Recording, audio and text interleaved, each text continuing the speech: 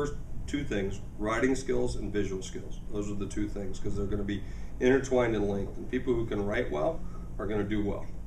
That's the biggest thing I see lacking in most of the people that I hire, is their ability to write well. The other thing is visual communications, because it's going to be much more visual in the future, because now everybody's got video cameras, and there's going to be a lot more content that's going to be delivered with that'll be tied to the written.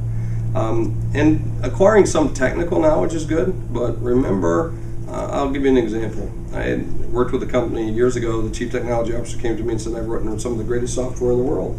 And he says, you wouldn't have a job if I didn't write this great software. And I turned to him and said, well, you wouldn't have a job if I didn't sell it and market it. And so it's going to have both, and it's a blend of both in order to work. The tech folks aren't going to outweigh the communications folks. Communications folks won't outweigh the tech. It's going to be a great balance.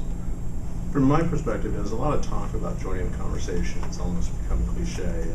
And I think it's that, but I think even more importantly for PR professionals, it's listening to the conversation. So what I talked about in my speech about taking all this data and seeing what we can glean from it.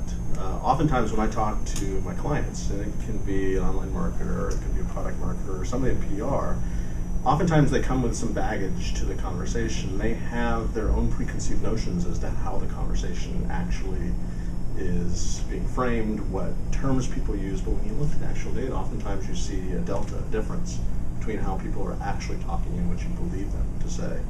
And it's opening your eyes and looking at all that data to see how you can make your message more well-rounded and more tailored to the actual conversation. So listening as important as participating.